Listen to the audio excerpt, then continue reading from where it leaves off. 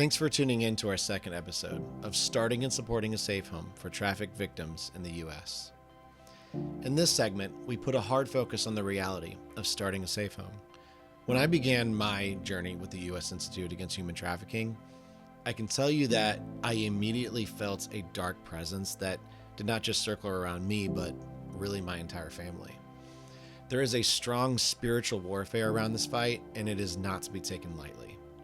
And that is not to discourage you from taking steps to help fight human trafficking. If anything, this should motivate you to do more. But Satan does more than oppress. He is the father of lies and will hate wisdom. That's the very thing that God asks us to request from him. Beginning a safe home takes wisdom, because your intentions of doing good without knowing a better, tested process can hurt a victim more than help. And I know that that is the last thing that we want to do. So in this episode, we focus on the first steps of getting started and provide some resources along the way.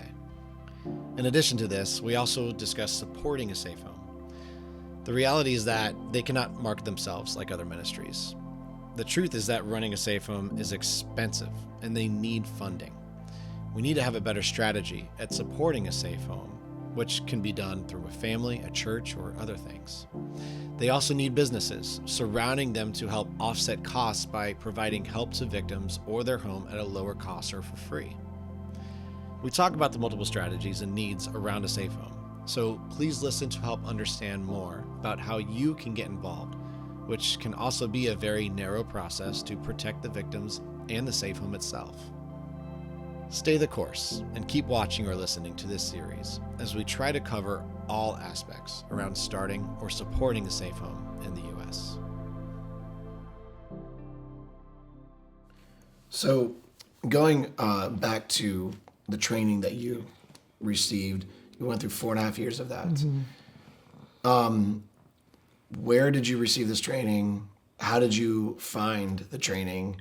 And what did you do during that training?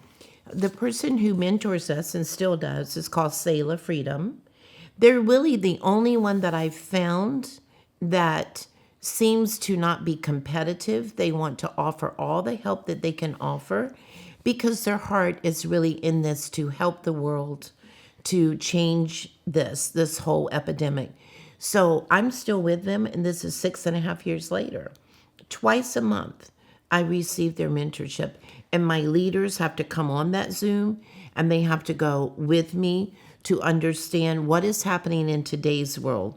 You learned what was happening back here, but now the traffickers are up here, so you need to learn it. So that's who I went and stayed with, and some of the sting operations, we worked with other counties with different sheriffs that let us go on those too, because when they hear that you're really interested in helping and they bust these big groups, what happens is they usually bust them on a drug ring because they cannot just go in and say you're being trafficked. The girls won't admit to it.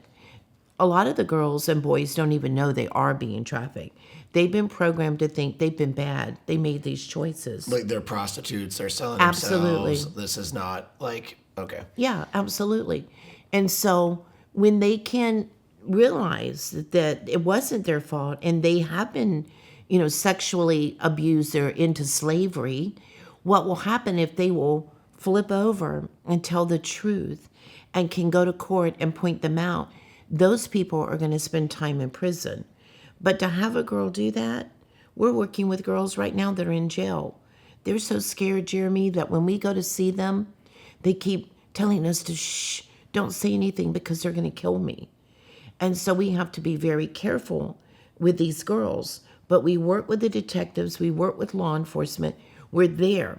That's another thing you better be trained on, because if you start to expand your territories and start to work with detectives and sheriffs, they don't want to hear what you have to say. They want you to be ready, because when they bust these situations, sometimes they have 40 girls. 40 girls, Jeremy. What are you going to do to help us? Then we come and we do whatever they say for us to do. We submit totally. We may have to take transportation. We may have to hide them in another place. But here we are, willing to do this, because it all has layers. Human trafficking has layers.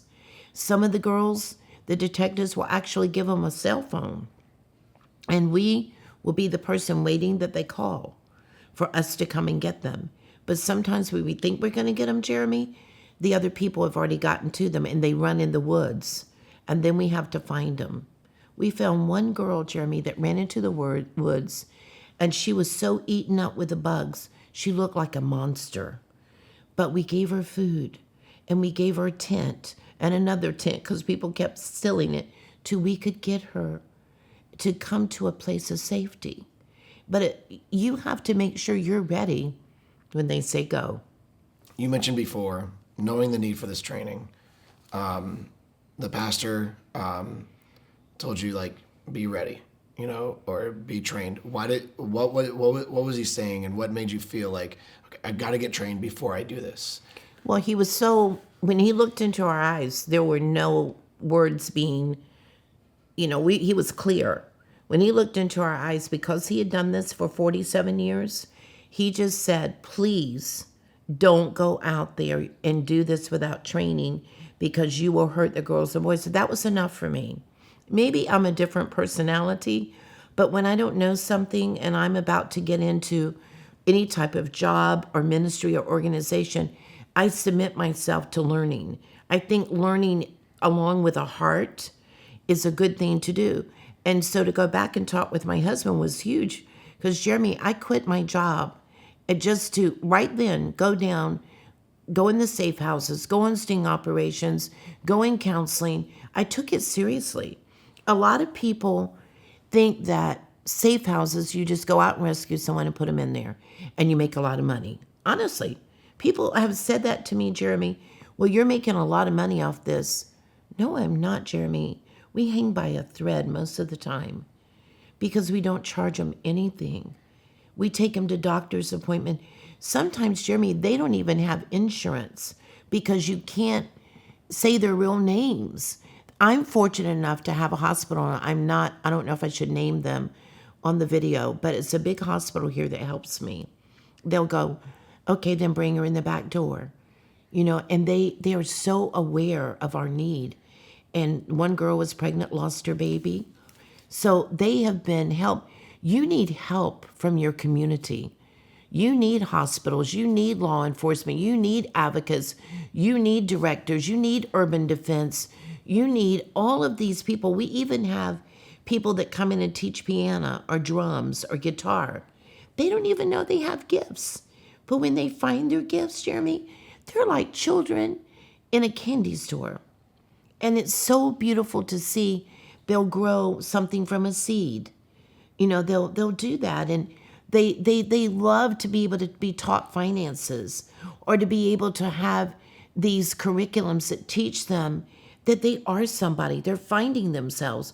And we're going to keep them safe. And we let them know that. We don't let them go in the bedroom.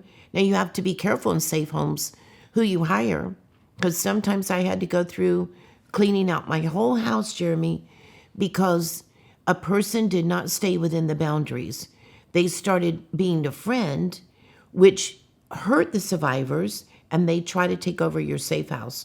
You have to stay within the boundaries of your teaching. I'm sure you've run into so many people who have a heart. Yes. And they want to love on, and they want to get into this. But as you're trying to say is, it can hurt by not knowing the boundaries, and to a point probably feels awful. Yes. Right? Because you just want to love on them like you do with your family, but there's a limit. There's a limit because they're manipulators. They've learned it from the best. Yeah. And they only know what they've learned. And they may not even mean to manipulate you. And one girl will be against another girl, and they're jealous of this girl. You can't have that. You cannot have that. I have core values, and I have a frame, and we live by those core values in the safe house. If they need to take ownership for something, we take down the frame, we go into the room, and we say, now listen, are you willing to take ownership for this? Let's talk about it. And if they cannot do their phases in this home to be able to integrate, if all they do is just keep being mean and being against someone and they don't want help, then we do have to do what's called an exit program. That's hurtful. I used to cry. I didn't want to. But one girl cannot affect all your other girls. And can I tell you, Jeremy, the reason that happens is because right now we have one safe house. We're doing everything in all the phases in one house. So when one girl's doing good and you bring in a new one, she doesn't know, why can't I do what that girl's doing? But we are building 3 other houses, which means this will be our assessment house where we assess them, we let them sleep, we give them medication, we get the dietitians, and we start trauma. Then our second house, which we're getting hopefully to build within the next 3 months, will be our residential. That means now they've got more freedom. The residential house does education, mentoring, financing, more relationships. This is getting them ready to go to work. But you still got to have your advocates. You still got to have directors in that house. Then when they graduate that part, they move on to the little condo we're building on the same properties. And that is going to be called the empowerment. Now they have their kitchen.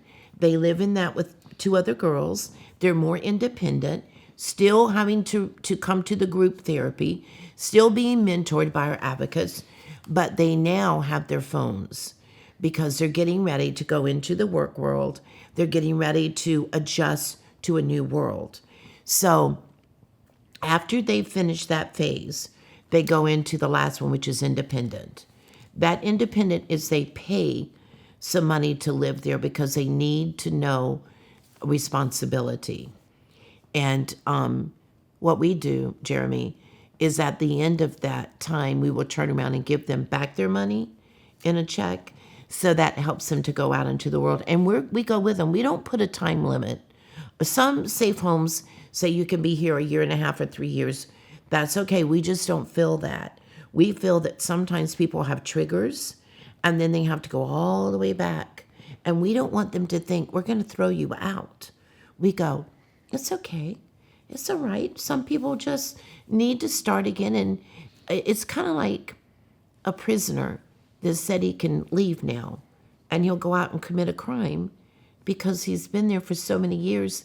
He doesn't know how to work in the real world. But we help these girls. We're going to be with them for life. That's what I tell them. I'm with you as long as you want me, and so is my team. But sometimes you have to assess your team, and sometimes you have to say, this doesn't work. This isn't working for you. This takes a special person to work in this safe home with all those different personalities. So if I think about the order so far of like, let's say there's someone listening to this or a church, congregation wanting to do something and start a safe home. Your first thing is get trained. Mm-hmm. And trained by, seems in this situation, you went to Sailor Freedom to kind of have a mentor.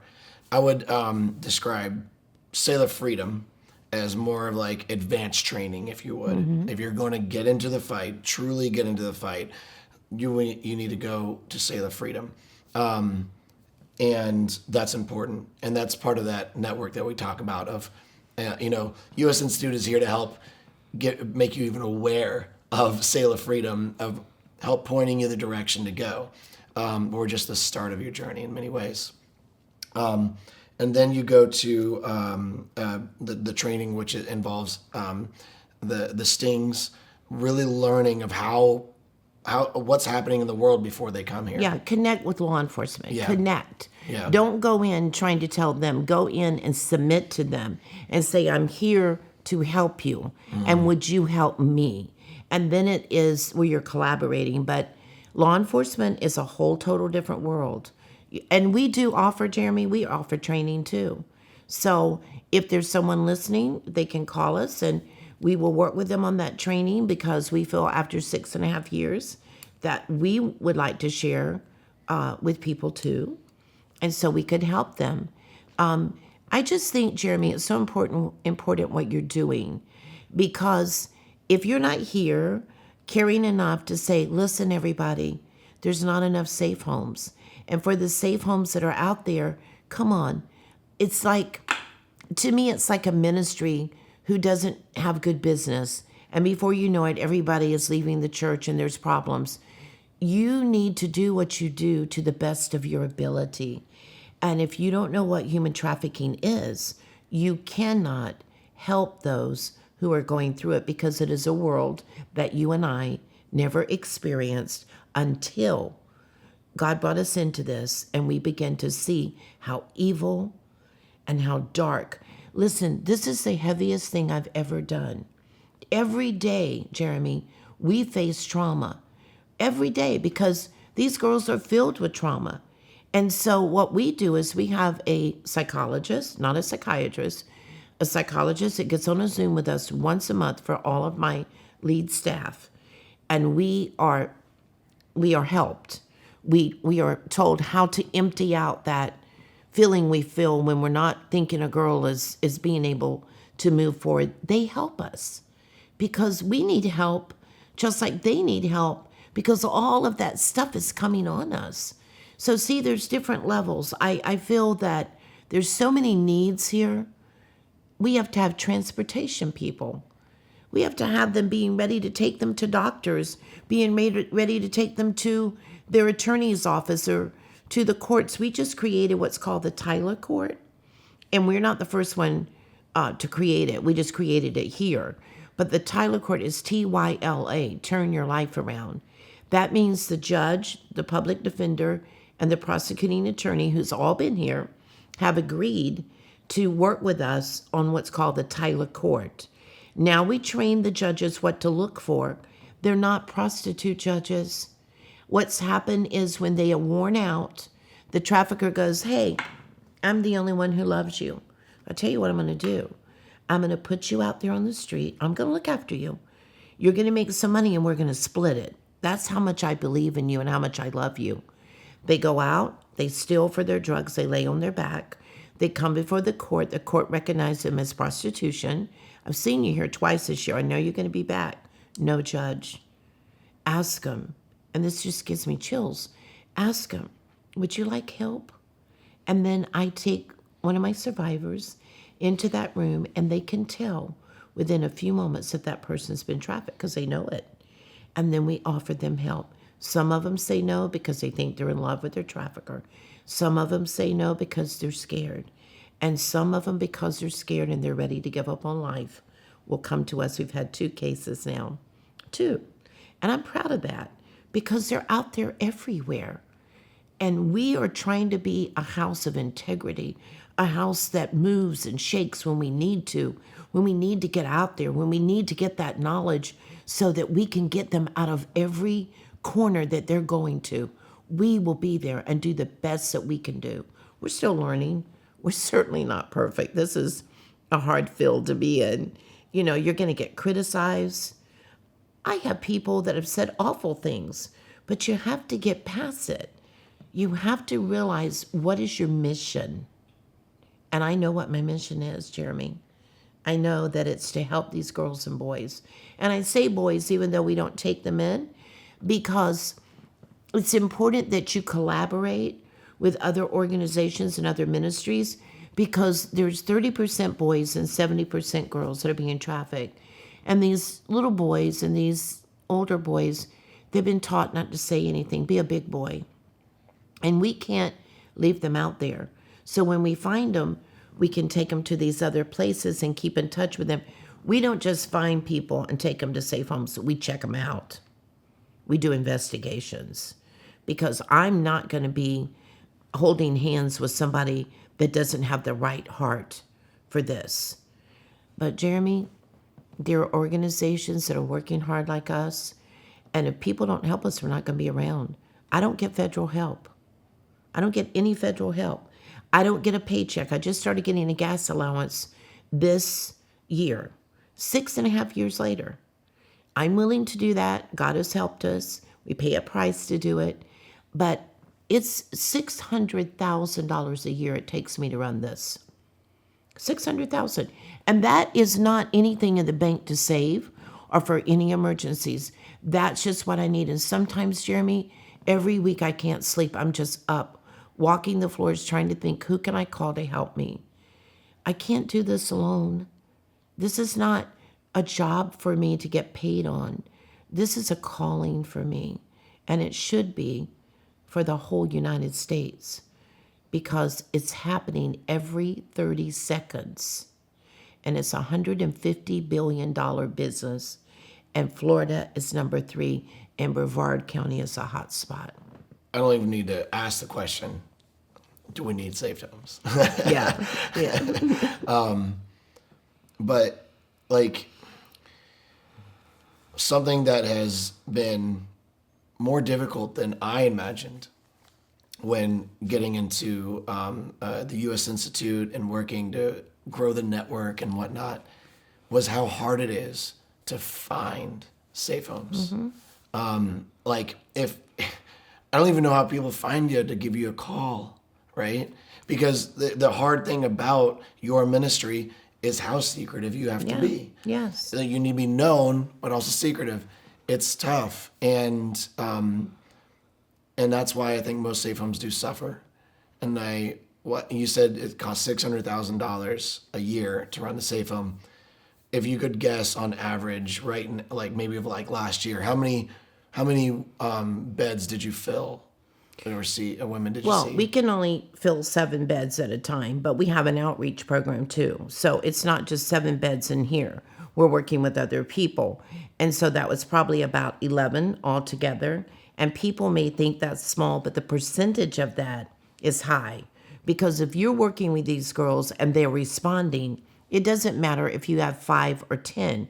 Your percentage rate is what matters. How's it going? Is it successful? We've got to have more homes, Jeremy. I have the property, but I only have enough for half of the money. I don't have the money for the rest. We're waiting to get that so we can clear it and do that safe home. And you know what's amazing to me? Somehow the word has got out about us, and we're getting calls all the time from agencies, from the national hotline, from different sheriffs around different counties are starting to call us. So when you are a house of integrity, when you do start working and expanding your territories with law enforcement, and you're working with the clerks of the court, we're partnering with the clerks of the court, 365 clerks that we're training, and then they're going to train us. We just got to meet with Kennedy Space Center. Just met with them. We're getting ready to get in because it happens in all of these parks and things. It's going on all the time.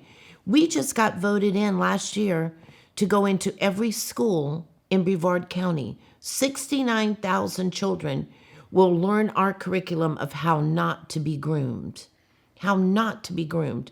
That's huge because the schools are the playgrounds. Now, we haven't started. We hope to start. We've gone twice, but it's hard to get in to all the schools and try to get them together. But to be voted in, to do that is a miracle. And so now we're going to help these kids. We're going to teach them. We're going to teach them how not to have secrets, how to see when someone's trying to groom. Bus drivers are going to be watching bus drivers. Lunchroom workers are going to be watching lunchroom workers. We busted a teacher in Melbourne last year. Then we had one in Titusville. Didn't have any records, but we're getting ready to traffic little girls. But we got them. We got them. So if you can stop what's going on in the schools before they get them, and then we get them at a later age, we got to unlayer everything. If we could have worked with them when they were young and prevent that, that's what's going to stop a trafficker from coming to Brevard County. Word gets out like, you don't want to go to Brevard County because they're connected to law enforcement. They're getting these girls to testify. They're going into the school. Stay away from Brevard County. You don't want to go there. And I'm happy about that. I'm going to work to make that happen. And then I'm going to move on to other areas. And I'm going to do everything I can to make sure these girls and boys know that I hear their voice and that I'm coming. I'm coming. As we try to help share that there's 3 stages truly to fighting human trafficking. And in the most basic form, obviously, like you said, there's many layers. But it comes down to prevention, victim care, victim restoration. Awareness, yes. The prevention is what's going to help the percentage go down. Yes. That need a safe home, that victim care. And the reality is victim care and victim restoration are very expensive. You just mentioned 11 people, 600,000. Like, so first of all, I will say 11 people at 600,000, better than most safe homes, right? And because most safe homes only have their beds and that's all they can do. You are one of the best safe homes. Thank you. If not the best safe home I've ever gotten to really understand and experience. So I want everyone to understand that they're looking at a real pro here. No, I don't feel like that, but thank you. To God be the glory, honestly. But the reality is, like, the sad reality is that I know that when the state thinks about what's a fund, what's a help with, they look at that ROI.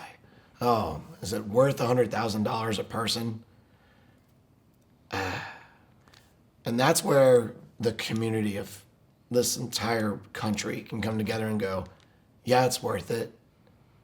It's way worth it. $100,000 to help a human being leave this life of hell. Yeah, we need more safe homes. We do. And not only do we need people creating the safe homes like you, but we need support. And the reality, and what we're going to learn in these segments, is ultimately how you built your safe home to inspire others to see the right direction, a good direction that has been set. I do believe that many safe homes have their own type of way they're doing ministries, and that's okay. I think you have kind of like churches. Everyone has their style of ministry and the way and the best way to help others. For example, we need more boys' safe homes, you know? Exactly. But the reality is that those will be the few that begin the safe home. Then you have the entire network that you're talking about. You said you have a hospital, you have pilots, you have lawyers, you have other homes that, or I should say, other places and people that help with these other, halfway homes, the independent homes that you were just talking about, Right. and the whole process. It takes a network around one safe home. So if you feel like you can be part of a network of a safe home, find a safe home to support in that Right, way. right. Then everybody else can support financially. Yeah. If we're all giving a few bucks, $600,000 is not that much, It's not. you know? You But know- if you're asking one church, Yeah. if you're asking a few people, They it's a can't lot. do it. Yeah. Yeah. But I find that people get emotional, especially after they watch something like The Sound of Freedom, which should change our hearts, and they're all emotional and ready to go. And then within 2 weeks, you don't see them anymore. They all disappear. You don't work this by emotion. Yes, it is very emotional, but you work this from knowing how to work with human trafficking survivors. A lot of people will come in and start trying to tell me how human trafficking works. I just listen silently because I understand they've watched something or read something. But until you can experience it, and I say to my husband, till they walk in our shoes, they don't have a clue. I told you earlier, Jeremy, sometimes I would run home and cry for days, or I would just run in the bathroom and vomit from the things that they've been through. It's hard to listen. It's hard to really think these things are real. People say, I don't know if I believe what you're saying is real. And you know what, Jeremy? I don't waste my time with those people because I've got to move on. There's enough out there that's going to experience somewhere, somebody they know, someone in their backyard, or it might be their neighbor. They're going to experience human trafficking because it happens every 30 seconds. And, Jeremy, people ask me, is your house filled with immigrants? Because all of the immigrants is... No, it's not. It's filled with people in Brevard County. Right here in Brevard County. Sold by their mothers. Sold by their boyfriends. I haven't gotten one in my house that's been sold by their dad. They've been sold by their mothers or by their boyfriends or either getting captive, one of them that got into this, but not hardly any of them were kidnapped. They were, we can say they were kidnapped, but they were put into human trafficking by their family. One girl told to service 2 men that came every week, and she was 7 years old, and her mother would tell her what to do. And if she didn't do it, she would pour her head back and pour vodka down her throat and say to her, if you don't want to live on the street, do what mommy says and be a good girl. How are you a good girl doing the stuff you're doing? She had multiple personalities when she came here. It was hard for me to work through. How old was she when she got here? Oh, she was older. She was, I think, 27, 28. I can't take in anyone under 18. Right. But she started at that age. So can you imagine 20 that years. many years? One of the girls that we got that came here was taken off the bus at 14, was not found until 31. So when you are dealing with people that's been in isolation that long, sometimes we can't keep them because they'll want to harm the other girls. They'll think that they're trying to sell them or hurt them. As you're dealing with all this psychological trauma that's in your house, and sometimes you have to call law enforcement because you realize, look, we got to take them to the hospital. They might have to be Baker active for a while because they're really having a hard time. But you still got to love them. You still got to reach out and find a mental care program.